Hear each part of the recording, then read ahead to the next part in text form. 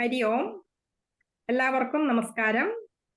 SPYSS NYC online ചൊവ്വാഴ്ച തോറും നടത്തിവരുന്ന നാരായണീയ പഠനം ഇന്ന് 74-ാം ദിവസത്തിലേക്ക് കടന്നിരിക്കുകയാണ്.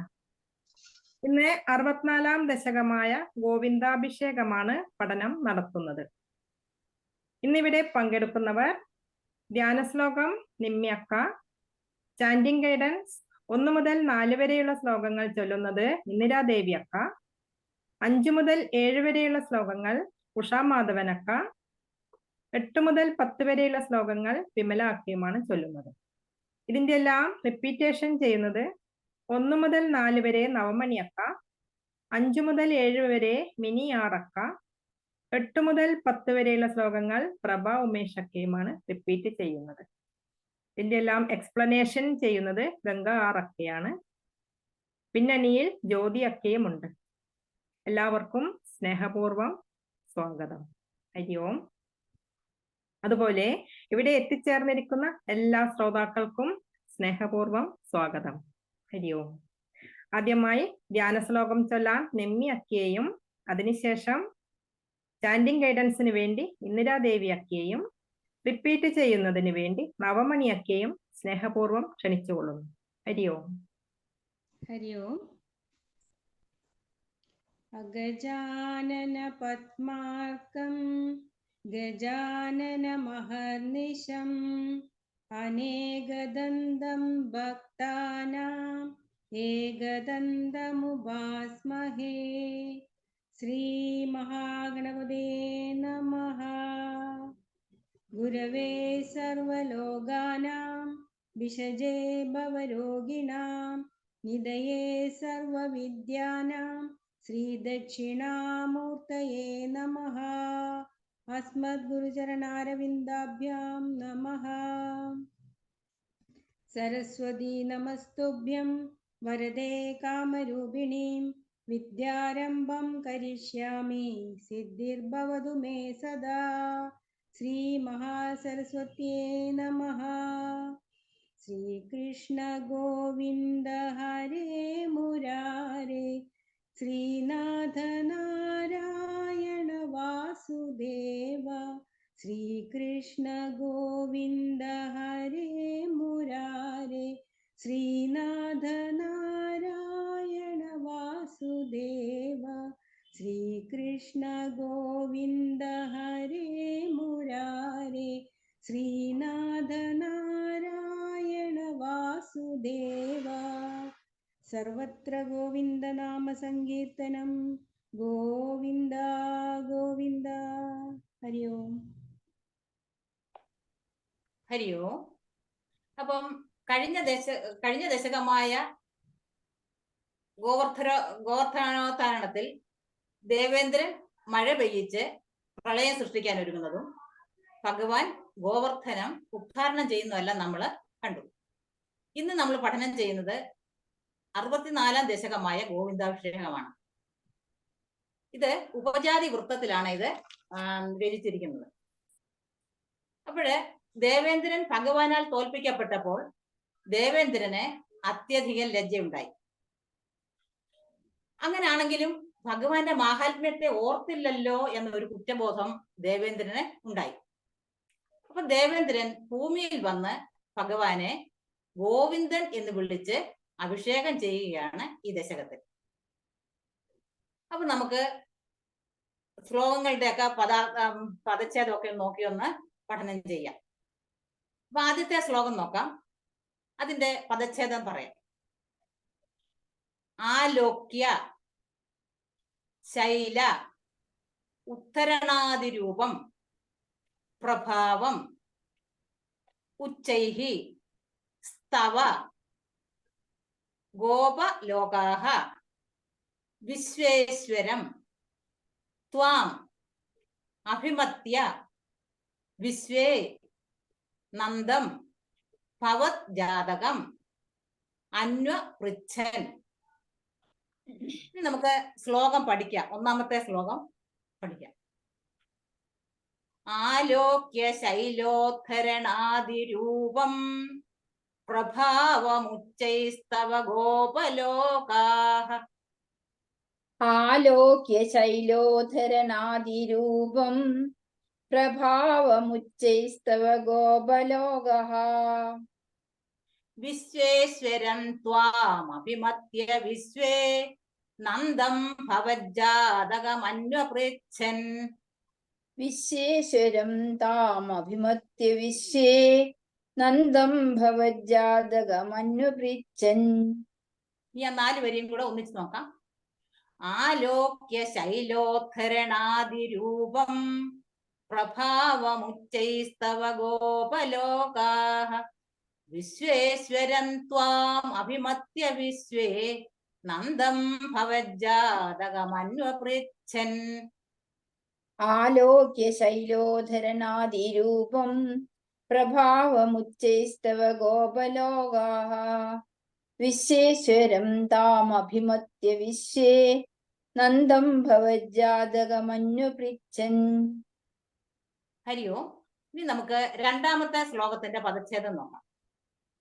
ഗർഗ ഉദിതഃ നിർഗദിതഃ നിജായ വർഗായ താദേന തവ പ്രഭാവഃ പൂർവാധികഃ ത്വയി അനുരാഗഃ ഐധിഷ്ഠ താവത് ബഹുമാനഭാരഃ. ഇനി ശ്ലോകം പഠിക്കാം. ഗർഗോദിതോ നിർഗദിതോ നിജായ വർഗായ താദേന തവ പ്രഭാവഃ. ഗർഗോദിതോ നിർഗദിതോ നിജായ വർഗായ താദേന തവ പ്രഭാവഃ.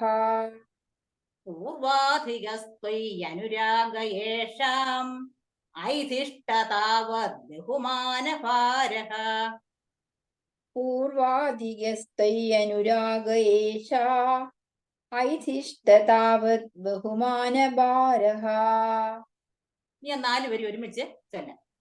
ഗർഗോദിതോ നിർഗദിതോ നിജായ വർഗായ താദേന തവ പ്രഭാവഃ. പൂർവാധികസ്ത്വയ്യനുരാഗയേഷാം ഐധിഷ്ഠ താവത് ബഹുമാനഭാരഃ.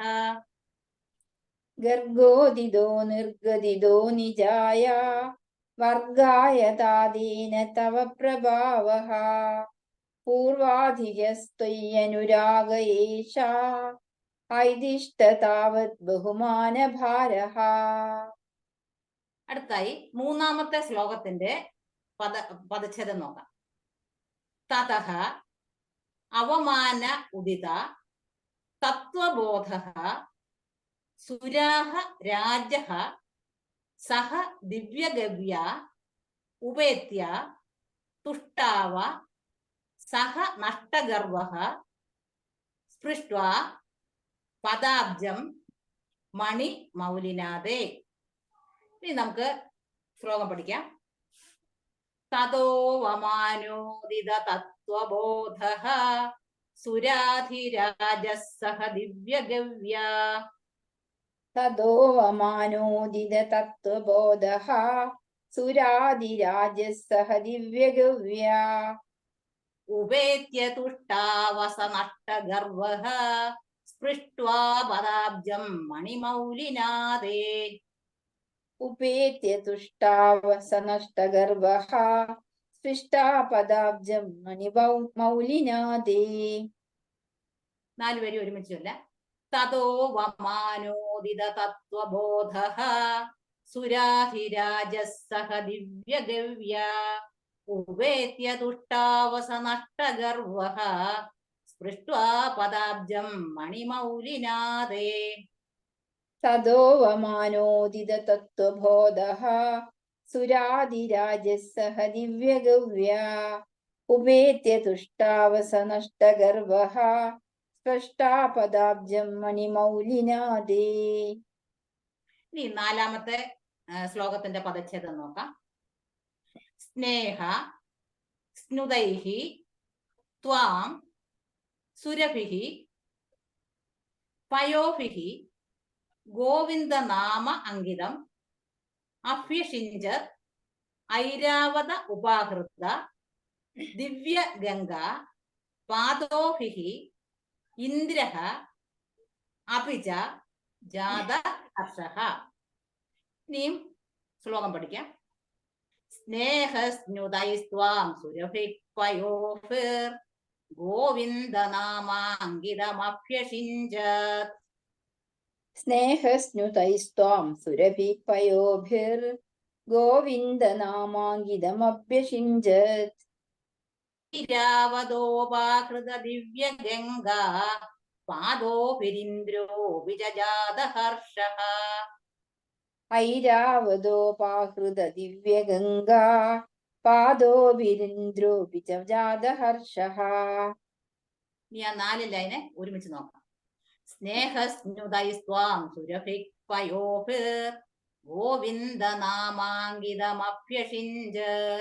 ഐരാവതോപാഹൃത ദിവ്യഗംഗാ പാദോഭിരിന്ദ്രോപി ജാത ഹർഷഃ. സ്നേഹസ്നുതൈസ്ത്വാം സുരഭിപയോഭിർ ഗോവിന്ദനാമാങ്കിതമഭ്യഷിഞ്ചത്.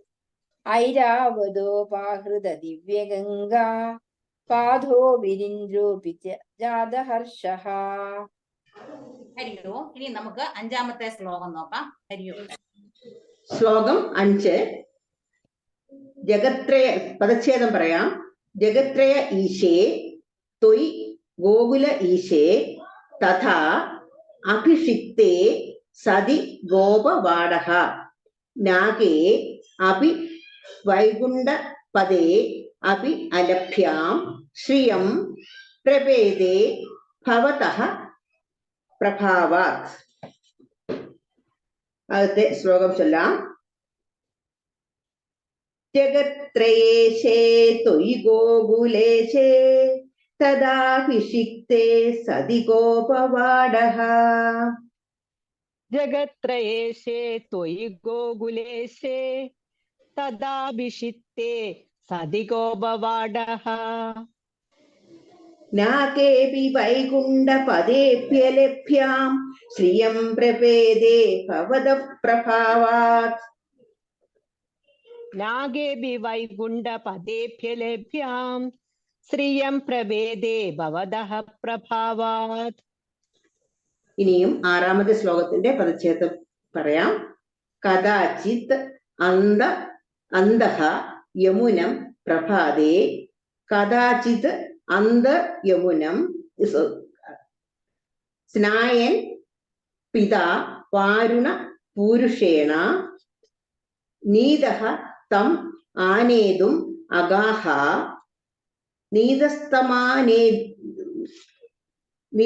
നീതസ്തമാനേതു വഗാഹ താം വാരുണീം കാരണ മർത്യരൂപഃ.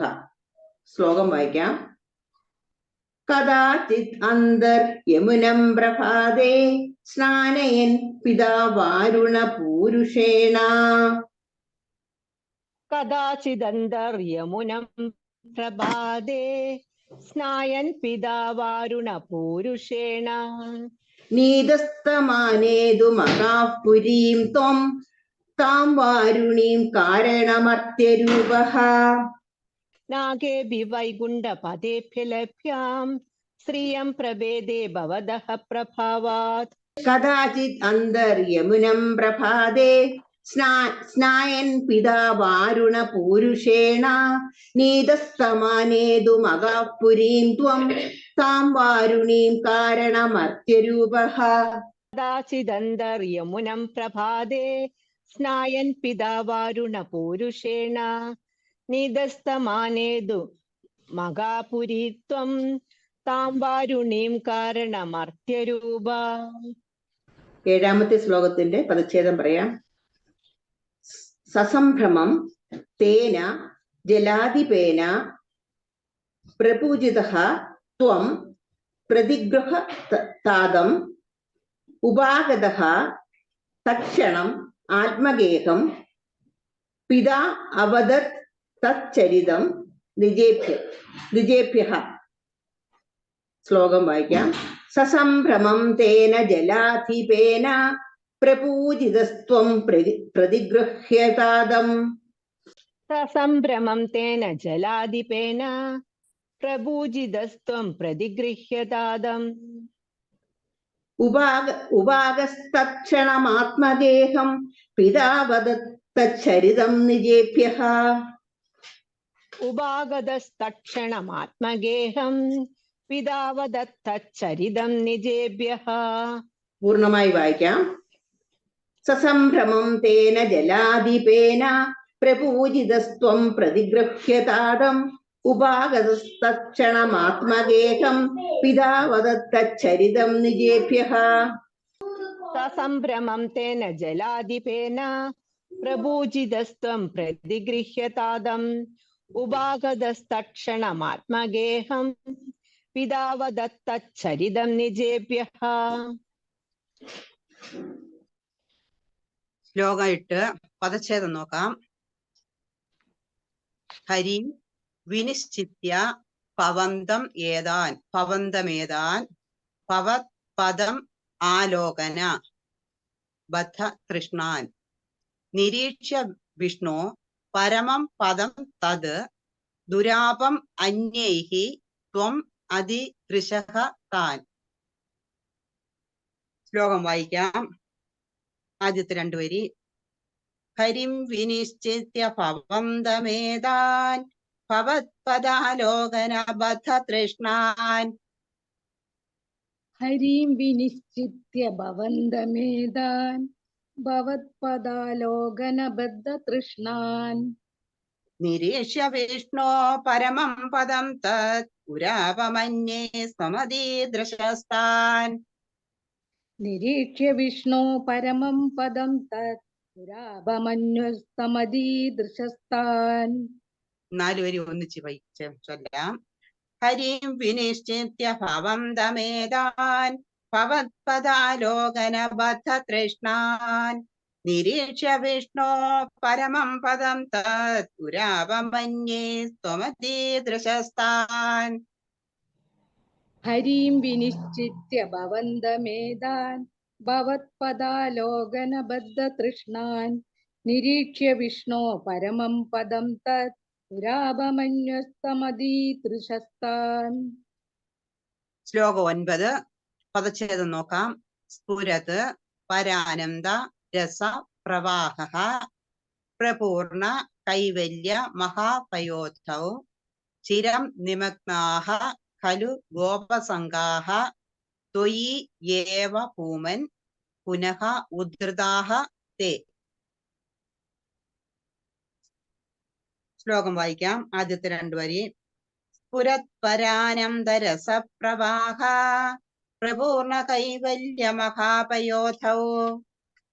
സ്ഫുരത്പരാനന്ദരസപ്രവാഹ പ്രപൂർണ കൈവല്യ മഹാപയോധൗ. ചിരം നിമഗ്നാഃ ഖലു ഗോപസംഗാഃ ത്വയൈവ ഭൂമൻ പുനരുദ്ധൃതാസ്തേ. ചിരം നിമഗ്നാഃ ഖലു ഗോപസംഗാഃ ത്വയൈവ ഭൂമൻ പുനരുദ്ധൃതാസ്തേ. 4 വരി ഒന്നിച്ച് ചൊല്ലാം. സ്ഫുരത്പരാനന്ദരസപ്രവാഹ പ്രപൂർണ കൈവല്യ മഹാപയോധൗ ചിരം നിമഗ്നാഃ ഖലു ഗോപസംഗാഃ ത്വയൈവ ഭൂമൻ പുനരുദ്ധൃതാസ്തേ. സ്ഫുരത്പരാനന്ദരസപ്രവാഹ പ്രപൂർണ കൈവല്യ മഹാപയോധൗ ചിരം നിമഗ്നാഃ ഖലു ഗോപസംഗാഃ ത്വയൈവ ഭൂമൻ പുനരുദ്ധൃതാസ്തേ. 10ാമത്തെ ശ്ലോകം. 10ാമത്തെ ശ്ലോകം മാലിന്യവൃത്തത്തിലാണ് രചിച്ചിരിക്കുന്നത്. പദച്ഛേദം നോക്കാം. കര ഭരവത് ഏവം പുത്ര അവതാരേ പരപദം അനവാപ്യം ദർശിതം ഭക്തിഭാജാം തത് ഇഹ പശുപരൂപി ത്വം ഹി സാക്ഷാത് പരാത്മാ പവനപുര നിവാസിൻ പാഹിമാ ആമയേഭ്യഃ. ശ്ലോകം വായിക്കാം. ആദ്യത്തെ 2 വരി. കരപദരവദേവം ദേവപുത്രാവതാരേ പരപദമനവാപ്യം ദർശിതം ഭക്തിഭാജാം. കരഭദരവദേവം ദേവപുത്രാവതാരേ പരപദമനവാപ്യം ദർശിതം ഭക്തിഭാജാം.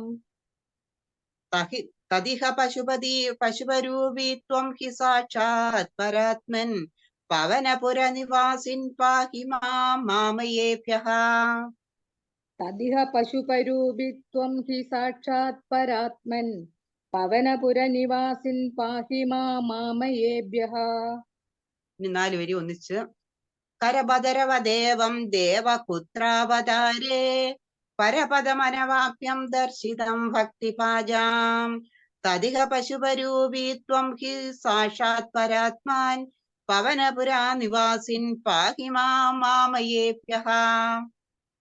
കരഭദ്രവദേവം ദേവകുത്രാവതാരേ പരപദമനവാഭ്യം ദർശിതം ഭക്തിഭാജാം തദിഹ പശുപരൂപിത്വം ഹി സാക്ഷാത് പരാത്മാൻ പവനപുര നിവാസിൻ പാഹി മാമയേഭ്യഃ. നമ്മൾ ഇന്ന് 64-ാമത്തെ ദശകം ഗോവിന്ദാഭിഷേകമാണ് ചിന്തിക്കാൻ പോണത്.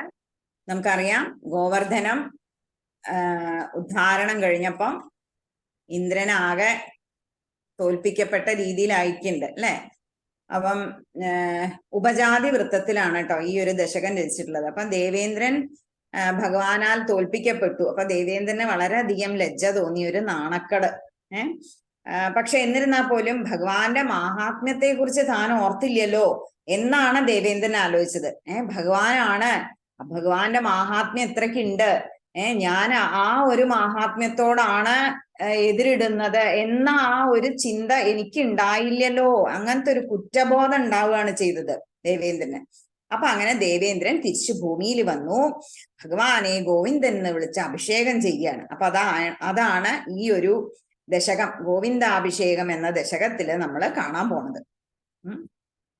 അങ്ങനെ 1-ാമത്തെ ശ്ലോകത്തില് പറയണത്, ലോകത്തിലുള്ള ഗോപജനങ്ങൾ എല്ലാവരും തന്നെ ഭഗവാന്റെ ഈ ഗോവർദ്ധനോദ്ധാരണം അങ്ങനത്തെ ഒക്കെ അത്യുന്നതമായിട്ടുള്ള പ്രഭാവം ഭഗവാൻ എന്തൊക്കെയാ ചെയ്യണമെന്ന് പറയാം. ഇപ്പൊ നമ്മള് കഴിഞ്ഞ ദശകങ്ങളിലൊക്കെ കൂടെ യാത്ര ചെയ്ത് വന്നപ്പോ നമുക്ക് മനസ്സിലായി അല്ലെ, ഭഗവാൻ അനേകം കാര്യങ്ങൾ ചെയ്യുന്നുണ്ട്. അപ്പൊ ഇതൊക്കെ കണ്ടിട്ട് സാക്ഷാൽ ജഗദീശ്വരൻ തന്നെയാണ്, പരമാത്മാവ് തന്നെയാണ് ഭഗവാൻ. അങ്ങനെ അവർക്കൊരു സംശയം, ആർക്ക്? ഗോപന്മാർക്കൊരു സംശയം. അപ്പൊ അങ്ങനെ എന്ത് ചെയ്തു? നന്ദഗോപരോട്, പിതാവായ നന്ദഗോപരോട് വന്നിട്ട് ഭഗവാന്റെ ജാതകത്തെ കുറിച്ച്, അതായത് ഗർഗമുനിയാണ് ഭഗവാന്റെ ജാതകം രചിച്ചിരിക്കുന്നത്. അപ്പൊ ഗർഗമുനിയാൽ പറയപ്പെട്ട ആ ജാതകം എന്തായിരുന്നു എന്ന് നന്ദഗോപരോട് വളരെയധികം ആകാംക്ഷയോടെ അവര് ചോദിച്ചുകൊണ്ടിരിക്കുകയാണ്. ഗോവർദ്ധനോദ്ധാരണം പോലെ എത്ര മഹത്തായ ഒരു കാര്യം, അതും ഈ കുട്ടി കൗമാരത്തിലിരിക്കുന്ന ഒരു കുട്ടി. അപ്പൊ അത് എത്ര ആലോചിച്ചിട്ടും ഇതിനൊരു യുക്തി, ഇതെങ്ങനെ സാധിക്കുന്നത്, എന്തുകൊണ്ട് ഇങ്ങനെ ഭഗവാന് സാധിച്ചു? ഭഗവാനാണെന്ന് അവർക്ക് മുഴുവനായിട്ട് അങ്ങോട്ട് ആ ഒരു വിശ്വാസവും എന്താ പറയാ വന്നിട്ടില്ലല്ലോ. അപ്പൊ അങ്ങനെ പതിയെ അത്രയും കാലം ഇതിര് കണ്ട ഭഗവാന്റെ ആ ഒരു ഓരോരോ അത്ഭുതങ്ങളും അവരിങ്ങനെ ഓർക്കാൻ തുടങ്ങി. ആദ്യം തുടങ്ങിയിട്ട് ഭഗവാൻ ജനിച്ചപ്പം മുതൽ ഉണ്ടായിരുന്ന ഓരോ കാര്യങ്ങളും ഇവര് നോക്കാൻ തുടങ്ങിയപ്പം അവർക്ക് തോന്നി ഇതൊരു സാധാരണ ബാലനൊന്നും അല്ല, എന്തോ ഒരു മാഹാത്മ്യം ഭഗവാനിലുണ്ട്. ഒരു കുട്ടിക്ക് ചെയ്യാൻ പറ്റുന്ന കാര്യങ്ങളൊന്നല്ല ഭഗവാൻ ചെയ്യണത്. അപ്പൊ ഒരു പക്ഷേ ഭഗവാൻ ഏതെങ്കിലും ഒരു അവതാരത്തിന്റെ അംശം, ആലോചിച്ച് നോക്കൂ, ഭഗവാൻ ഏതെങ്കിലും ഒരു അവതാരത്തിന്റെ ഒരു അംശമായിരിക്കുമോ?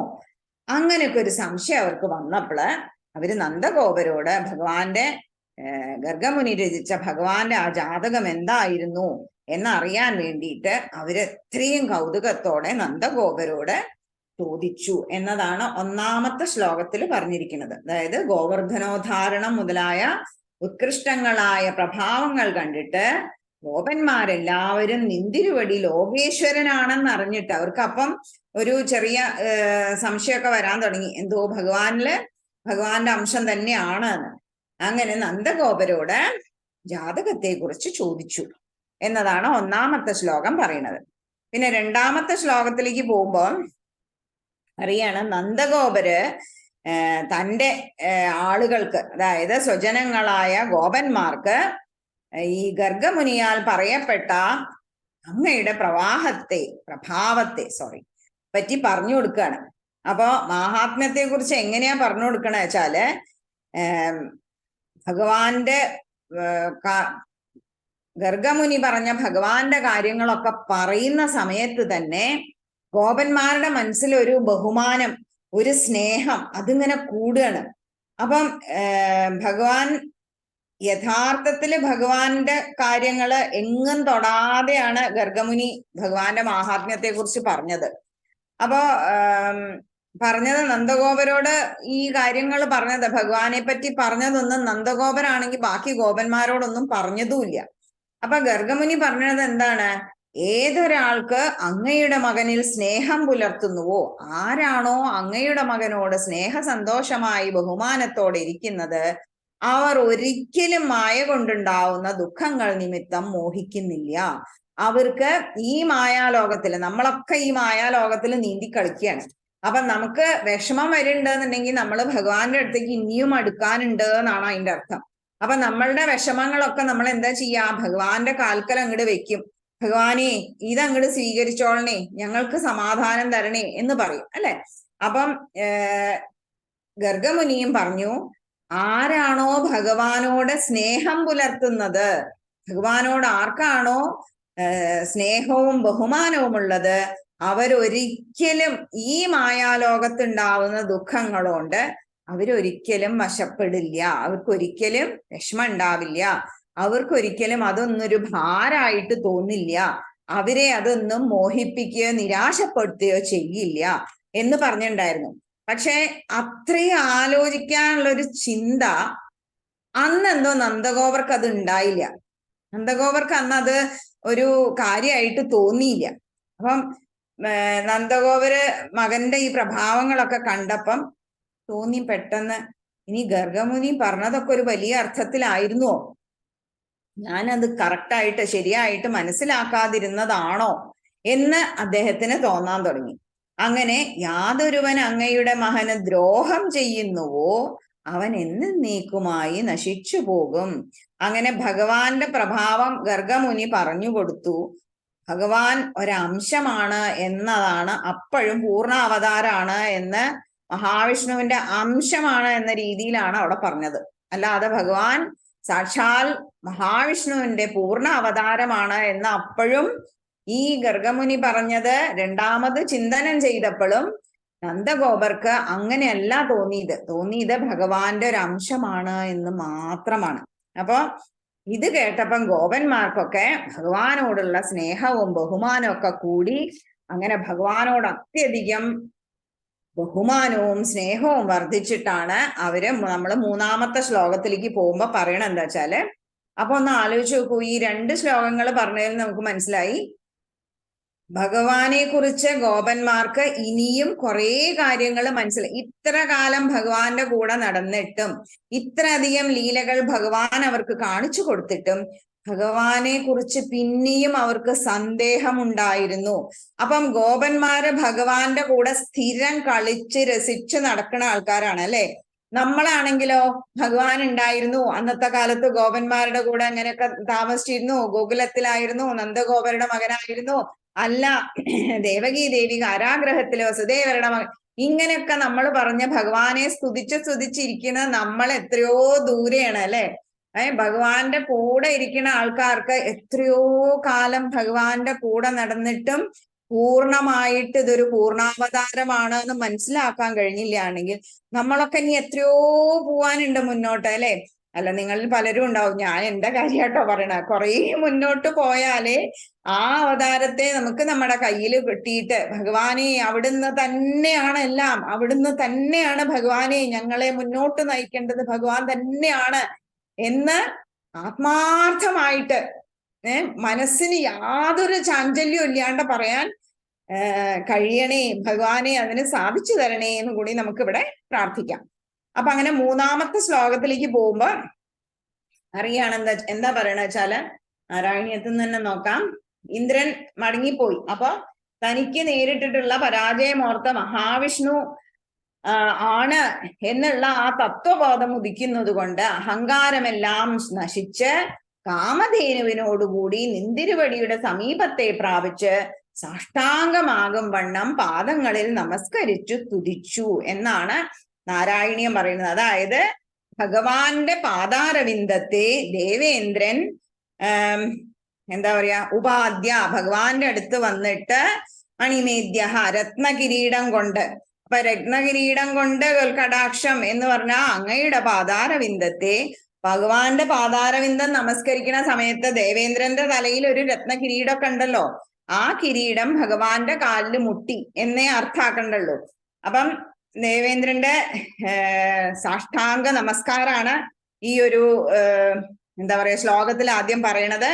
ഭഗവാനെ നമസ്കരിച്ചിട്ട് ഭഗവാൻ പിന്നീട് ഭഗവാന്റെ മാഹാത്മ്യം താൻ മറന്നുപോയതാണ്, താനാണ് തെറ്റ് ചെയ്തത്, അപമാനിതനായപ്പോഴാണ്, അതായത് ഗോപന്മാരുടെ മുന്നിൽ ഭഗവാൻ ഇന്ദ്രൻ അപമാനിതനായല്ലോ, അപ്പോ അപമാനിതനായപ്പോഴാണ് ഞാന് ഭഗവാന്റെ തത്വം, ഭഗവാൻ എന്ന സത്യത്തെ, ആ ഒരു ബോധത്തെ കുറിച്ച് എനിക്കൊരു മനസ്സിലൊരു എന്താ പറയാ ഓർമ്മ ഉണ്ടായത്, ഇടയ്ക്ക് ഞാനൊന്ന് മറന്നു പോയതാണ്. അങ്ങനെ തത്വബോധം ഉദിച്ച ദേവേന്ദ്രൻ ഭഗവാനെ കണ്ടു. അത്യധികം ഭഗവാനോട് പറഞ്ഞു, എന്ത് ഗോപന്മാരെയൊക്കെ ഇടയിൽ വരാൻ ലജ്ജ, ഒരു നാണക്കേട് തോന്നി ഭഗവാനെ.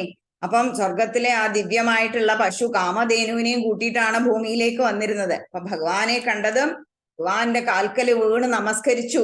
അതാണ് ആലങ്കാരികമായി പറഞ്ഞത്, എന്ത് രത്നകിരീടം കൊണ്ട് ഭഗവാന്റെ കാലുകളെ സ്പർശിച്ചു എന്ന കാരണം കിരീടത്തോടുകൂടി ഭഗവാനെ നമസ്കരിച്ചു എന്ന് മാത്രമേ അത് ഉദ്ദേശിക്കേണ്ടുള്ളൂ. അപ്പം ദേവേന്ദ്രന് അത്യധികം ലജ്ജയായി.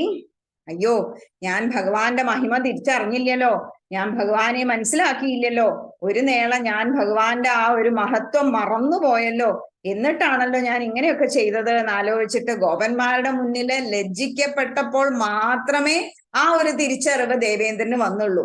അതും നമ്മൾ ഓർക്കണം. അപ്പൊ പലപ്പോഴും നമ്മൾ ഓരോ കാര്യം ചെയ്യുമ്പോഴും നമ്മൾ എന്ത് വേണം, ഭഗവാനാണ് ഇതൊക്കെ ചെയ്തു തരുന്നത്. എത്ര നല്ലത് വന്നാലും എത്ര മോശം വന്നാലും മോശത്തെ ഒക്കെ നന്നാക്കാനുള്ള എല്ലാ അനുഗ്രഹങ്ങളും ആ നിന്തിരുവടി നമുക്ക് തന്നോളും എന്ന് നമ്മൾ തീർച്ചയായും പൂർണ്ണമായും ബോധത്തോടെ ഉറപ്പിച്ചാൽ ഭഗവാന് നമ്മളെ ഒരിക്കലും കൈവടിയാൻ കഴിയില്ല.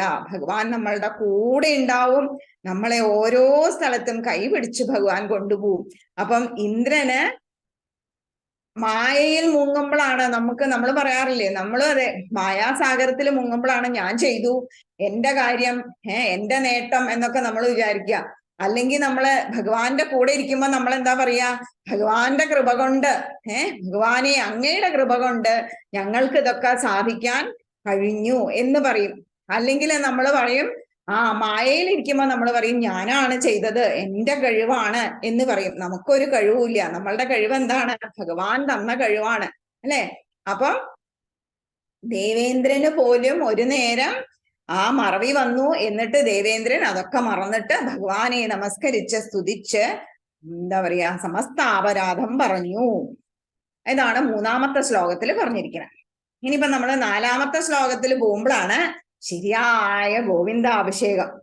അതായത് കാമധേനുവിന് ഭഗവാനെ ഇങ്ങനെ കാണുമ്പോഴത്തേക്ക് സ്നേഹം വരികയാണ്. ഭഗവാനോടുള്ള ആ സ്നേഹം കൊണ്ട് ആ ഭഗവാൻ ചുരന്ന പാലുകൊണ്ട് എന്ത് ചെയ്തു, ഭഗവാനെ ഗോവിന്ദ ഗോവിന്ദ എന്ന് കീർത്തിച്ചുകൊണ്ട് അഭിഷേകം ചെയ്തു. കാമധേനു ആണത്രേ ആദ്യമായിട്ട് ഭഗവാനെ ഗോവിന്ദ എന്ന് വിളിച്ചത്. അപ്പം കാമധേനു തന്റെ പാൽ ചുരന്നിട്ട് ആ പാല് കൊണ്ട് ഭഗവാനെ അഭിഷേകം ചെയ്തു. ഗോവിന്ദ ഗോവിന്ദ എന്ന് വിളിച്ചിട്ടാണ് അഭിഷേകം ചെയ്യുന്നത്. അപ്പൊ ഇന്ദ്രൻ എന്ത് ചെയ്തു, ഇന്ദ്രനാണെങ്കിൽ ഇതിങ്ങോട്ട് കാണുമ്പോ പരമാനന്ദത്തിൽ മുഴുകിയിട്ട് ഇന്ദ്രൻ ഐരാവതത്തിന്റെ മുകളിലാണല്ലോ. അപ്പൊ ഐരാവതത്തിൽ കൊണ്ടുവന്ന ദിവ്യ തീർത്ഥം ഗംഗയിലെ ആ ഗംഗാജലം കൊണ്ട് ഭഗവാനെ അഭിഷേകം ചെയ്തു. അങ്ങനെ ഗോക്കളാൽ വന്ദിക്കപ്പെട്ട വൻ ഗോവിന്ദൻ, അല്ലെങ്കിൽ വേറൊരർത്ഥത്തിൽ പറയാന്ന് വെച്ചാൽ ഗോക്കളെ പാലിക്കുന്നവൻ ഗോവിന്ദൻ. അങ്ങനെ ഗോവിന്ദൻ എന്ന കാമധേനുവും ഒരു പശു ആ വർഗത്തിൽ പെട്ടതാണല്ലോ. അപ്പം കാമധേനുവിന് അത്രയും സന്തോഷമായി. എന്താ വെച്ചാ തന്റെ ആൾക്കാരനെ നോക്കി നടത്തുന്ന ആളാണല്ലോ ഗോവിന്ദൻ, ഗോക്കളെ സംരക്ഷിക്കുന്നവൻ. അപ്പൊ അങ്ങനെ ഗോവിന്ദൻ എന്ന ആ ഒരു പേരിന്റെ അർത്ഥത്തെ വെളിപ്പെടുത്തിക്കൊണ്ട് കാമധേനുവാണ് ആദ്യമായിട്ട് ഗോവിന്ദ ഗോവിന്ദ എന്ന് ഭഗവാനെ വിളിക്കാൻ തുടങ്ങിയത്. അങ്ങനെ കാമധേനുവിന്റെ സ്നേഹത്താൽ ചുരന്ന പാലുകൊണ്ട് ഭഗവാനെ അഭിഷേകം ചെയ്തു. ആ അഭിഷേകം ചെയ്യുന്ന സമയത്ത് തന്നെ അതുപോലെയാണ് നമ്മൾ ഗുരുവായൂർ അമ്പലത്തില് കണ്ടിട്ടില്ലേ? ഗുരുവായൂർ അമ്പലത്തില് ഭഗവാന് പാലഭിഷേകം ചെയ്യും. അപ്പൊ ആ പാലഭിഷേകം ചെയ്യുന്ന സമയത്ത് ഗോവിന്ദ ഗോവിന്ദ എന്നാണ് ഭക്തന്മാര് ആ അഭിഷേകം ഇങ്ങനെ നടന്നുകൊണ്ടിരിക്കുമ്പം ഗോവിന്ദ ഗോവിന്ദ എന്ന് പറഞ്ഞിട്ടാണ് ഭഗവാന് പാലഭിഷേകം ചെയ്യാറുള്ളത് ഗുരുവായൂർ അമ്പലത്തില്. അപ്പൊ ആ സമയത്ത് എല്ലാവരും അങ്ങനെ വിളിക്കുന്നത് കേൾക്കാം. അപ്പം എന്താ പറഞ്ഞാല് നമ്മള് ഈ ഒരു ആചാരം ഗുരുവായൂരിൽ ഇപ്പോഴും തുടർന്ന് പോകുന്നുണ്ട് കേട്ടോ. ഈ ഭഗവാന് പാലഭിഷേകം ചെയ്യുന്ന സമയത്ത് ഗോവിന്ദനാമം ചൊല്ലുന്ന ആ ഒരു ഇത് ഇപ്പോഴും നടന്നു പോകുന്നുണ്ട്. അപ്പം ഈ ഒരു എന്താ പറയാ, ഇതിന്റെ ഒരു ഓർമ്മയ്ക്കായിട്ടാണ് ദേവേന്ദ്രനും അത്യധികമായ ആനന്ദത്തിൽ മുഴുകിയിട്ട് ഐരാവതത്തിന്റെ മുകളിൽ വെച്ച് കൊണ്ടുവന്ന ഗംഗാജലവും ഭഗവാൻ ആകാശഗംഗയുടെ ജലം കൊണ്ട് അഭിഷേകം ചെയ്തു. അങ്ങനെ ഗോവിന്ദാഭിഷേകം എന്ന ഈ ഒരു ശ്ലോകം, അതായത് ഈ 4ാമത്തെ ശ്ലോകമാണ് ഈ അധ്യായത്തിന്റെ തന്നെ ഏറ്റവും പ്രധാനപ്പെട്ട ശ്ലോകം. സ്നേഹസ്തനസ്താം സുരഭി പയോഭിർ ഗോവിന്ദനാമാങ്കിതം അഭ്യഷിഞ്ചൽ ഐരാവതോപോഹൃത ദിവ്യഗംഗാപഥോഭിരീന്ദ്രോവി ജാതഹർഷ. കാമധേനു സ്നേഹാധിക്യത്താൽ ചെറുന്ന പാലുകൊണ്ട് പശുപാലകനായ ഭഗവാനെ അഭിഷേകം ചെയ്തു. സന്തുഷ്ടനായ ഇന്ദ്രൻ ഐരാവതത്തിൽ കൊണ്ടുവരപ്പെട്ട ഗംഗാജലം കൊണ്ടും ഭഗവാനെ അഭിഷേകം ചെയ്തു. ഈ ഒരു ദശകത്തിലെ ഗോവിന്ദാഭിഷേകം എന്ന ഈ 64ാമത്തെ ദശകത്തിലെ ഏറ്റവും പ്രധാനപ്പെട്ട ശ്ലോകം തന്നെ, പ്രധാനമായ ശ്ലോകം ഇതാണ്.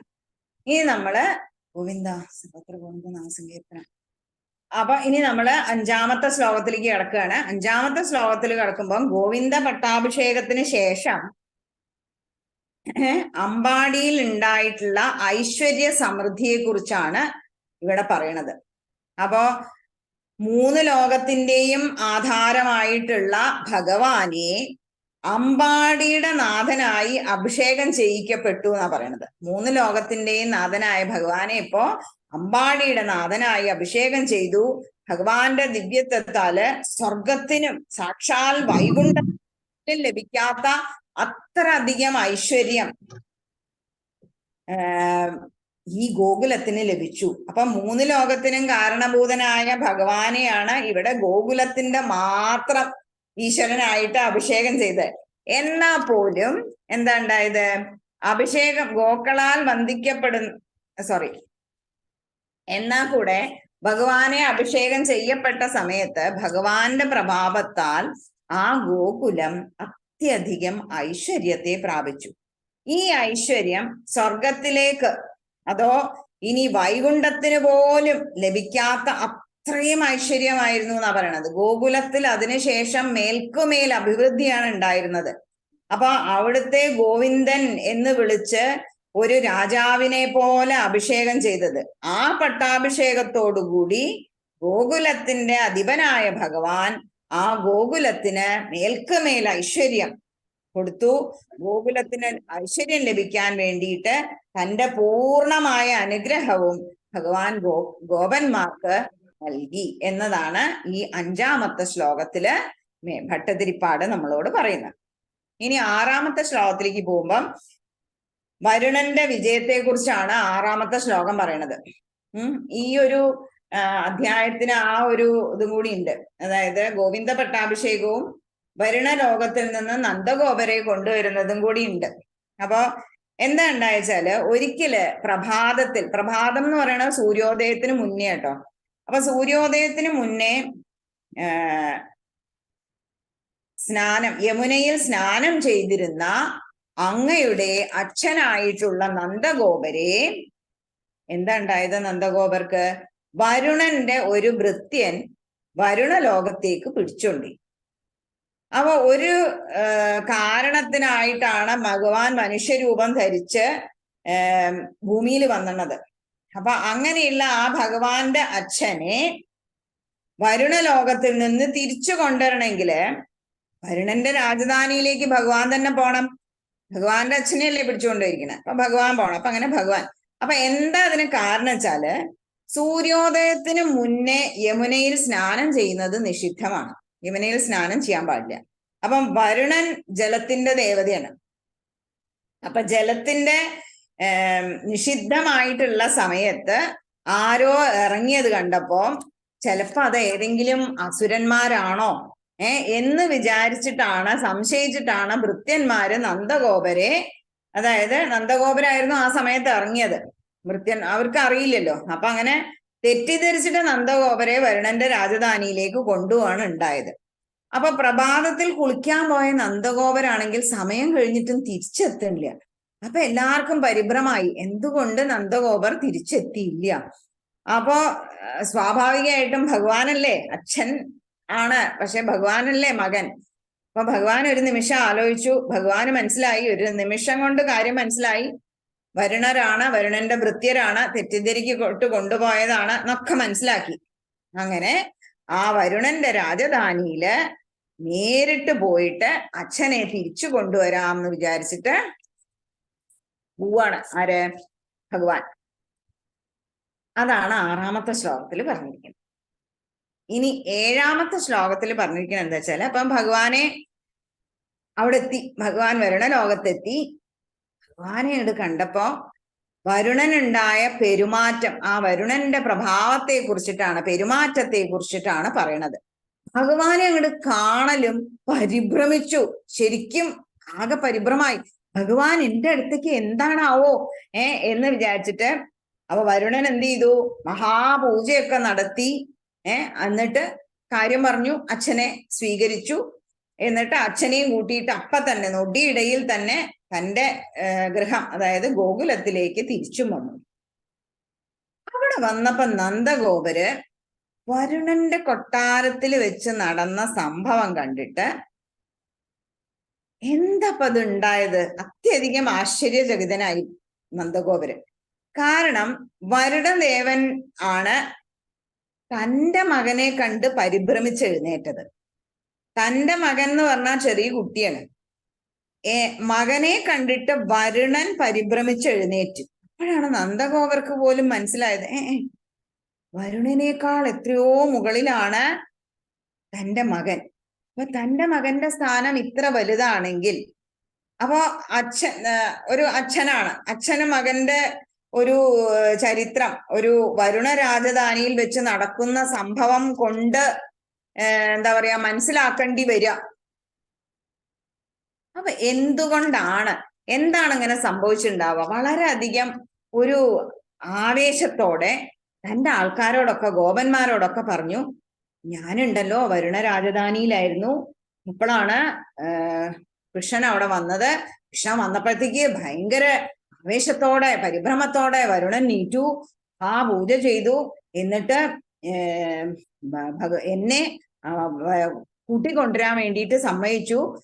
ഇതൊക്കെ അങ്ങനെയൊക്കെ പറഞ്ഞപ്പോ എന്തായിരിക്കും ഇത് ഇങ്ങനെയൊക്കെ സംഭവിക്കാൻ എന്തായിരിക്കും എന്നൊക്കെ വിചാരിച്ചു. അപ്പൊ വരുണ രാജധാനിയിലാണെങ്കിലോ വരുണൻ എന്താ തോന്നണത്?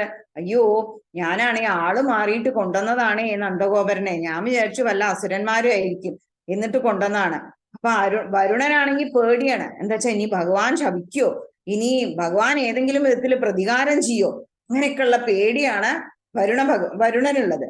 അപ്പൊ ആകെ സംഭ്രമിക്കാനുള്ള കാര്യം അതാണ്. ഭഗവാനെ കണ്ടപ്പോഴത്തേക്ക് ആകെ സംഭ്രമമാവാനുള്ള കാരണം അതാണ്. പക്ഷെ അത് നന്ദഗോപർക്ക് അറിയില്ലല്ലോ. അപ്പം ഭഗവാൻ അറിയാമായിരുന്നു തെറ്റ് പറ്റിയതാണ്, അതുകൊണ്ട് തന്റെ അച്ഛനെ ഇങ്ങോട്ട് സ്വീകരിച്ചു കൊണ്ടുവന്നാൽ മതി എന്ന് ഭഗവാൻ അറിയണോണ്ട് ഭഗവാൻ ഒന്നും മിണ്ടിയില്ല. വരുണന്റെ പൂജയൊക്കെ സ്വീകരിച്ച് അച്ഛനെയും കൂട്ടി ഇങ്ങോട്ട് പോന്നു.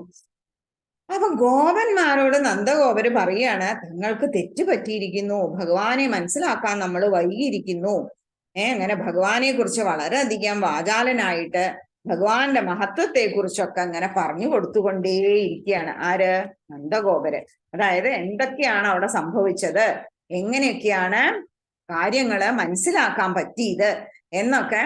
അപ്പോഴാണ് കുറച്ചും കൂടി, അതായത് ഈ വരുണന്റെ അടുത്തുനിന്ന് നന്ദഗോപരെ വിളിച്ചു കൊണ്ടുവന്ന കാര്യങ്ങള് നന്ദഗോപര് പറഞ്ഞപ്പോഴാണ് കുറച്ചും കൂടി ഒരു വ്യക്തത ഗോപന്മാർക്കും കിട്ടാൻ മനസ്സിലായത്.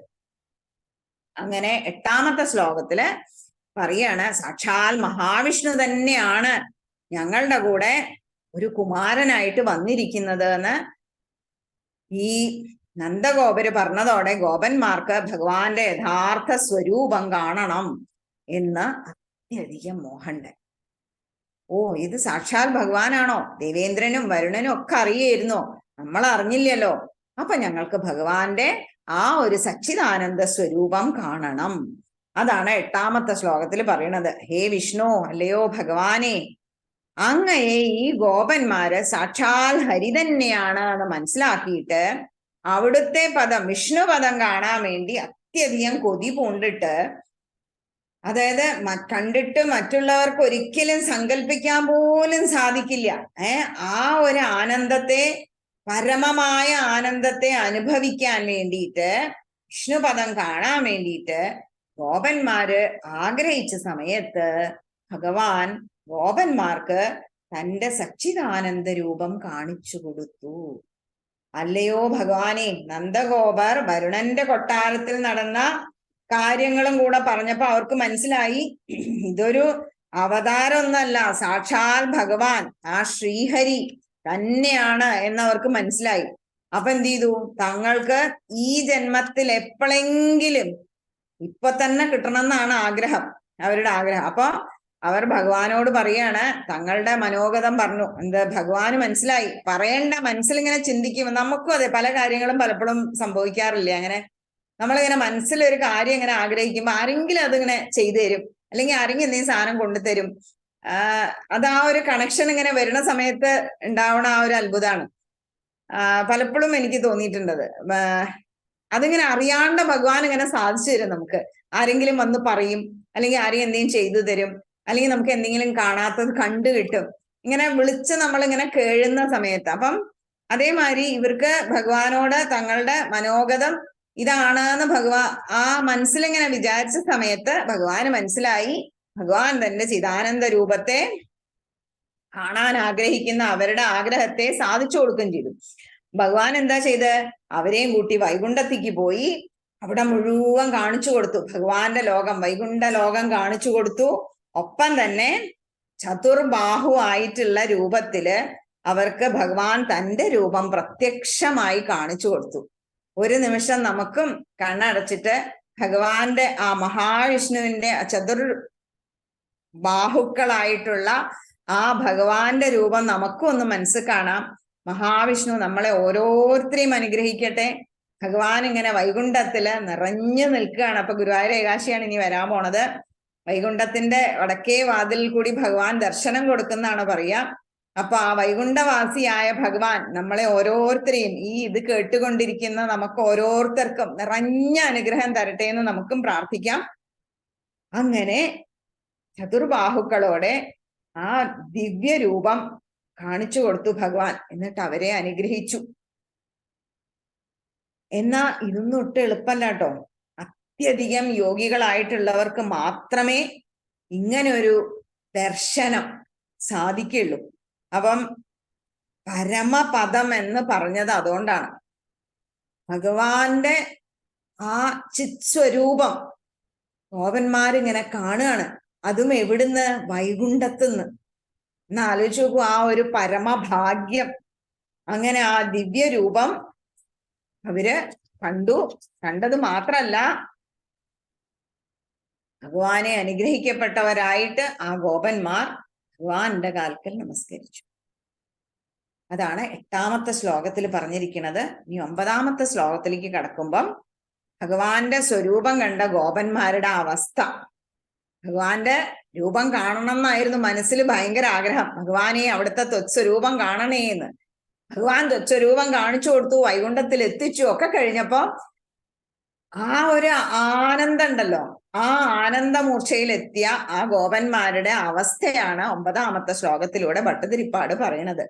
അതായത് ഗോപജനങ്ങളെല്ലാം അത്യധികം മോഹിപ്പിക്കുന്ന മോക്ഷമാകുന്ന ആ മഹാസമുദ്രത്തെ വളരെയധികം ആ രൂപത്തിൽ ഇങ്ങനെ മുങ്ങിപ്പോയി. ഭഗവാന്റെ ആ മനോഹര രൂപം കണ്ടിട്ട് കൃഷ്ണ ഭഗവാനേന്ന് വിളിച്ച് അവര് ആ രൂപത്തിൽ ഇങ്ങനെ നിൽക്കാണ്. അപ്പം ആ ഒരു എന്താ പറയാ, ഭഗവാനെ വളരെയധികം സ്നേഹിച്ച് സന്തോഷിച്ച് ബഹുമാനിച്ച് ഇങ്ങനെ നിൽക്കുന്ന അവരെന്ത് ചെയ്തു? വീണ്ടും അവരെ തിരിച്ച് ഭഗവാൻ മായയിലേക്ക് തന്നെ കൊണ്ടുവന്നു. അതെങ്ങനെയാ? അത് ഭഗവാന് മാത്രമേ സാധിക്കുള്ളൂ. മോക്ഷത്തിലേക്ക് കൊണ്ടുപോകാനും തിരിച്ചു മായയിലേക്ക് കൊണ്ടുവരാനും ഭഗവാന് മാത്രമേ സാധിക്കുള്ളൂ. അവരിവിടെ ഗോകുലത്തിൽ താമസിക്കുന്ന ആൾക്കാരാണ്. അവർക്ക് ഒരു ആഗ്രഹം വന്നപ്പോ ഭഗവാൻ ആ വൈകുണ്ഠത്തിലെ കാഴ്ചകൾ കാണിച്ചു കൊടുത്തു. വൈകുണ്ഠത്തിലെ കാഴ്ചകൾ കാണിച്ചു കൊടുത്തു. ഇവിടുന്ന് ഒരു ബസ് കയറി അങ്ങോട്ട് പോയതാണോ? അല്ല. ഭഗവാൻ വിചാരിച്ചാൽ ഒരു വൈകുണ്ഠം എവിടെയും തീർക്കാം, അല്ലെ? അപ്പൊ ഭഗവാൻ ഒരു വൈകുണ്ഠം തീർത്തു. ആ വൈകുണ്ഠത്തിലുള്ള കാര്യങ്ങളൊക്കെ ഭഗവാൻ കാണിച്ചു കൊടുത്തു. തന്റെ ചിത് സ്വരൂപം കാണിച്ചു കൊടുത്തു. ഇവർക്ക് അത്രയധികം സന്തോഷം പറഞ്ഞാൽ ഇനി അങ്ങോട്ട് ഇല്ല. അപ്പം ഭഗവാന് മാത്രമേ ഈ രണ്ടും സാധിക്കുള്ളൂ. അവരെ മോക്ഷത്തിലേക്കുള്ള വഴി കാണിച്ചു കൊടുത്തു. ഇവിടെയാണ് മോക്ഷം, ഇവിടെ എത്തിയാലാണ് നിങ്ങള് പരമപദം, ഇവിടെ എത്തിക്കഴിഞ്ഞാൽ പിന്നെ നിങ്ങൾക്ക് തിരിച്ചു പോകേണ്ട ആവശ്യമില്ല, ആ സ്ഥലം ഇവിടെയാണ് കേട്ടോ എന്ന് കാണിച്ചു കൊടുത്തു. എന്നിട്ടോ തിരിച്ചവരെ മായയിലേക്ക് തന്നെ, ഗോകുലത്തിലേക്ക് തന്നെ അങ്ങോട്ട് കൊണ്ടുവരികയും ചെയ്തു. അപ്പം ഗോപന്മാർ ആഗ്രഹിച്ചത് ഭഗവാന്റെ ചിദാനന്ദ രൂപം കാണാനും ആ ഒരു പരമാനന്ദ രസത്തില് അങ്ങനെ മുഴുകാനും ആഗ്രഹിച്ച അവരെ മായയിൽ നിന്ന് കുറച്ചു നേരത്തേക്ക് മോചിപ്പിച്ചു. അവർക്ക് വൈകുണ്ഠപദത്തെ കാണിച്ചു കൊടുത്തു. പിന്നീട് ആ പരമാനന്ദരസമാകുന്ന സമുദ്രത്തിൽ നിന്ന്, അതായത് ആ മോക്ഷം എന്ന സമുദ്രത്തിൽ നിന്ന് അവരെ മുങ്ങിക്കുളിക്കാൻ അനുവദിച്ചു. അവര് ആ പരമാനന്ദരസത്തിൽ ഒരുപാട് നേരം ആണ്ട് കടന്നു. എന്നാൽ സ്വയം നമുക്ക് ഒരു ബോധം ഉണ്ടായാൽ മാത്രമേ പൂർണ്ണമായിട്ട് അത് അനുഭവിക്കാൻ സാധിക്കുള്ളൂ. എന്ത് സാധനവും നമ്മളുടെ അടുത്ത് കിട്ടി നമുക്കത് പൂർണ്ണമായി അനുഭവിക്കണമെങ്കിൽ ആ ഒരു അനുഗ്രഹം നമുക്ക് ഉണ്ടാവണം. ഭഗവാന്റെ അനുഗ്രഹം നമുക്ക് ഉണ്ടായാൽ നമുക്ക് കിട്ടുന്നത് എന്തും വളരെയധികം സ്നേഹത്തോടെ സന്തോഷത്തോടെ വളരെയധികം ആസ്വാദ്യകരമായി മാറ്റാൻ നമുക്ക് പറ്റും. അപ്പം ഗോപന്മാർക്ക് ഒരുപാട് അനുഗ്രഹം ഉണ്ടായിരുന്നത് കൊണ്ട് അവർ ആ പരമാനന്ദ രസത്തെ വളരെയധികം നന്നായിട്ട് അനുഭവിച്ചു. അപ്പൊ ഭഗവാന്റെ അനുഗ്രഹത്തോടെ കുറച്ചു നേരെങ്കിലും കിട്ടുമ്പം നമ്മളും എന്നിട്ട് തിരിച്ചോ വീണ്ടും മായാലോകത്തിലേക്ക് നമുക്കാണെങ്കിലും തിരിച്ചു വരണം. ദിവസം രാവിലെ ഒന്ന് ചെയ്തു നോക്കിയാൽ മതി. കുറച്ചു നേരം ഭഗവാനെ ഇങ്ങനെ മനസ്സിലിട്ട് ആനന്ദിച്ച് കളിപ്പിച്ച് കുളിപ്പിച്ച് ഭക്ഷണം കൊടുത്തൊരുക്കി ഇങ്ങനെ ഭഗവാനെ ഇങ്ങനെ എന്താ പറയാ അടിമുടി തൊഴുത് കണ്ട് ഭഗവാനെ ഹൃദയത്തിൽ അങ്ങോട്ട് കുടിയിരുത്തുമ്പോ നമ്മളും ഭഗവാനോടൊപ്പം നടക്കാൻ തുടങ്ങും. അപ്പൊ എന്താ ഞാൻ പറഞ്ഞു വന്നത്? അങ്ങനെ ഭഗവാന്റെ ആ ഒരു മായയൊക്കെ കണ്ടു, ഭയങ്കര സന്തോഷായി. അങ്ങനെ എല്ലാത്തിനും കഴിവുള്ള ഭഗവാനെ ഇവരും ഒരുപാടധികം സ്തുതിച്ചു. അപ്പൊ ഇതില് ഭഗവാന് രണ്ട് കാര്യവും ചെയ്യാൻ പറ്റും എന്നുള്ള ഒരു കാര്യം ആണ് ഈ ശ്ലോകത്തിൽ കൂടി ഭട്ടതിരിപ്പാട് നമുക്ക് പറഞ്ഞു തരുന്നത്. ഭഗവാന് നമുക്ക് വേണമെങ്കിൽ ഭഗവാന് വേണമെങ്കിൽ നമ്മളെ മോക്ഷത്തിലേക്കും കൊണ്ടുപോകാൻ ഭഗവാന് നമ്മളെ ഈ ഒരു എന്താ പറയാ മായാസാഗരത്തിലിട്ട് ആട്ടാനും ഭഗവാന് സാധിക്കും എന്നുള്ള ആ ഒരു കാര്യമാണ് 9ാമത്തെ ശ്ലോകത്തിലൂടെ പറയണത്. ഇനി അവസാനം 10ാമത്തെ ശ്ലോകം. അല്ലയോ ദേവാ, ആർക്കും പ്രാപിക്കാൻ എളുപ്പമല്ലാത്ത തന്റെ പദത്തെ നിഷ്കളങ്ക ഭക്തിയോടുകൂടിയ സജ്ജനങ്ങൾക്ക് കയ്യിലിരിക്കുന്ന ലന്തക്കുരു പോലെ അത്ര സുലഭമായ വിധത്തിൽ കാണിച്ചു കൊടുത്തത് മറ്റേത് അവതാരത്തിലാണ് എന്നാണ് ഭട്ടതിരിപ്പാട് ചോദിക്കുന്നത്. ബ്രഹ്മസ്വരൂപത്തെ പരമപദം ബ്രഹ്മസ്വരൂപത്തെ തന്റെ ഉള്ളം കയ്യിൽ വെച്ചിട്ടൊരു രന്തബലം പോലെ യഥേഷ്ടം എടുത്തുപയോഗിക്കുക. ഏത് അവതാരത്തിലാണ് ഭഗവാൻ ഇങ്ങനെ ചെയ്തിട്ടുള്ളത്? ഭഗവാനിൽ ഭക്തിയുള്ളവർക്ക് എത്ര എളുപ്പം ഭഗവാനെ അനുഭവപ്പെടുത്തി കൊടുത്തിട്ടുള്ളത് ഏത് അവതാരത്തിലാണ് ഭഗവാനെ? ഗോപന്മാർക്ക് ഭഗവാനോട് വളരെയധികം ഇഷ്ടമായിരുന്നു. ആ ഇഷ്ടം മനസ്സിൽ ഇങ്ങനെ വെച്ചിട്ട് ഭഗവാനെ എനിക്ക് ഇന്ന സാധനം വേണം, എനിക്ക് ഭഗവാന്റെ രൂപം കാണണം എന്ന് പറഞ്ഞപ്പോഴത്തേക്ക് ഭഗവാൻ കാണിച്ചു കൊടുത്തു. ഏത് അവതാരത്തിലാണ് ഭഗവാനെ അങ്ങ് ഇങ്ങനെ ചെയ്തിട്ടുള്ളത്? ഇതുവരെ ആടിയ ലീലകളിലൊന്നും ഇത്രയും അവതാരങ്ങൾ എടുത്തപ്പോഴൊന്നും ഭഗവാനെ അങ്ങ് ഇങ്ങനെ ആയിരുന്നില്ലല്ലോ.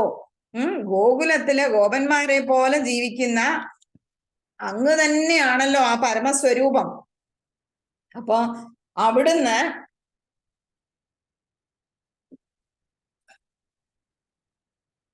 ഗുരുവായൂരപ്പ, ഗുരുവായൂർ പുരാധീശ്വര, അങ്ങ് ഈ ഇത്ര അധികം ഗോപന്മാരെ സ്നേഹിക്കുന്ന അങ്ങ് എന്റെ ഈ അസുഖങ്ങളിൽ നിന്ന് എന്നെയും രക്ഷിക്കൂ ഭഗവാനെ എന്നാണ് ഭട്ടതിരിപ്പാട് പറയുന്നത് അവസാനം. ഭഗവാനെ, തന്റെ അധീനതയിലുള്ള ഒരു കാര്യമേ നമുക്ക് വീണ്ടും കൊണ്ടുവരാനും ആത്തിക്കാക്കാനും ഒക്കെ പറ്റുള്ളൂ. ഒരവതാരം പോലും ഇതുവരെ ഇങ്ങനെ ഒരു ദർശനം കൊടുത്തിട്ടുമില്ല. കാരണം എന്താ? അതൊന്നും ഭഗവാന്റെ പൂർണ്ണ അവതാരമായിരുന്നില്ല. അതുകൊണ്ടാണ് അങ്ങനെ പറ്റാഞ്ഞത്. ഈ ശ്രീകൃഷ്ണ അവതാരത്തിൽ അങ്ങയ്ക്ക് അത് സാധിച്ചു. അതിന്റെ അർത്ഥം എന്താണ്? അങ്ങ് ആനന്ദ സ്വരൂപമാണ് എന്നത് തന്നെയാണ്. അല്ലാതെ ഇരിക്കുമ്പോൾ ഇത് പറ്റില്ലല്ലോ. അപ്പം ഭഗവാൻ ഗോപാലനായിട്ട് വന്നിട്ടുള്ള ഒരു സമ്പൂർണമായ അവതാരമാണ്. അപ്പൊ ആ അവതാരം മഹിമ ഉള്ളത് കൊണ്ടാണ് അവിടത്തേക്ക് വേഗം അധികം വളരെ അധികം അവരുടെ ആഗ്രഹങ്ങൾ സാധിച്ചു കൊടുക്കാൻ സാധിച്ചത്. അപ്പം ഭഗവാൻ ഭട്ടതിരിപ്പാട് പറയാണ്, കൃഷ്ണാവതാരത്തിൽ ഗോപാല രൂപം ധരിച്ച നിന്തിരുവടി തന്നെ സാക്ഷാൽ പരമാത്മാവാണ് എന്നുള്ളതിന് ഭട്ടതിരിപ്പാട് ആദ്യത്തെ ശ്ലോകത്തിൽ തന്നെ പറഞ്ഞുല്ലോ, സാന്ദ്രാനന്ദ അവബോധാത്മക മനോവിധം ഭഗവാനെ പിന്നെ ഹന്തഭാഗ്യം ജനാനാം. അവിടുത്തെ വിചാരിക്കുന്ന ഭക്തന്മാര് എത്ര ഭാഗ്യം ചെയ്തവരാണ്. ഭഗവാന്റെ നാമം ഉച്ചരിക്കാൻ അവർക്ക് കഴിയുന്നില്ലേ? എത്ര ഭാഗ്യവാന്മാരാണ് അവര്. എത്ര അധികം പുണ്യം ചെയ്തതിന്റെ ഫലമായിട്ടാണ് ഭഗവാനെ അവർക്ക് അങ്ങയുടെ നാമം ചൊല്ലാനും അവിടുത്തെ മുന്നിലെത്താനും കഴിയുന്നത് എന്ന് ആദ്യം തന്നെ ഭട്ടതിരിപ്പാട് ചോദിക്കുന്നുണ്ട്. അപ്പൊ ഇവിടെ പറയാണ്, അല്ലയോ ഗുരുവായൂർ പുരേശ, നിന്തിരുവടി എന്നെ എല്ലാ രോഗങ്ങളിൽ നിന്നും രക്ഷിക്കണമേ എന്ന് പറഞ്ഞിട്ടാണ് ഈ 10ാമത്തെ ശ്ലോകം, ഈ അധ്യായം ഭട്ടതിരിപ്പാട് ഇവിടെ അവസാനിപ്പിക്കുന്നത്. നമുക്കും നമ്മളുടെ ഭഗവാനോട് പറയും, ഗുരുവായൂർ പുരേശ, നമ്മൾക്കുള്ള എന്ത് അസുഖമാണെങ്കിലും മാനസികമായോ ശാരീരികമായോ എന്താണെങ്കിലും ഭഗവാനെ അവിടുത്തെ ദിവ്യ സ്വരൂപം നമുക്കും കാണിച്ചു തരൂ. നമ്മളുടെ എല്ലാ മോഹങ്ങളും നമ്മളുടെ എല്ലാ വേദനകളും നമ്മളുടെ എല്ലാ പ്രയാസങ്ങളും എല്ലാം നമുക്ക് ഭഗവാന്റെ കാൽക്കൽ വെക്കാം. ആ ഭഗവാൻ, ഭട്ടതിരിപ്പാടിനെ അനുഗ്രഹിച്ച ആ ഭഗവാൻ നമ്മളെ ഓരോരുത്തരെയും, ഇത് കേട്ടുകൊണ്ടിരിക്കുന്ന നമ്മളെ ഓരോരുത്തരെയും വളരെയധികം അനുഗ്രഹിക്കട്ടെ. സർവത്ര ഗോവിന്ദ നാമ സങ്കീർത്തനം. ഗോവിന്ദ ഗോവിന്ദ. കായേന വാചാ മനസേന്ദ്രിയൈർവാ ബുദ്ധ്യാത്മനാ വാ പ്രകൃതേ സ്വഭാവ കരോമി യദ്യത് സകലം പരസ്മൻ ശ്രീമന്നാരായണായേതി സമർപ്പയാമി. ഹരി ഓം. ഹരി ഓം. അങ്ങനെ 64ാം ദശകം ഇവിടെ വളരെ മനോഹരമായി പൂർത്തീകരിച്ചിരിക്കുകയാണ്. ഇന്നിവിടെ പങ്കെടുത്ത നിമ്മി അക്ക, ഇന്ദിരാദേവി അക്ക, ഉഷാമാധവനക്ക, വിമല അക്ക, റിപ്പീറ്റേഷൻ ചെയ്ത നവമണി അക്ക, മിനി ആറക്ക, പ്രഭ ഉമേഷ് അക്ക, എക്സ്പ്ലനേഷൻ ചെയ്ത ഗംഗ ആറക്ക, ബാക്കപ്പിനായി വന്ന ജ്യോതി അക്ക എന്നിവരെ എൻ്റെ സ്വന്തം പേരിലും സമിതിയുടെ പേരിലും നന്ദി അറിയിക്കുന്നു. പിന്നെ ഇവിടെ ശ്രവിച്ചുകൊണ്ടിരിക്കുന്ന എല്ലാ ശ്രോതാക്കൾക്കും നന്ദി.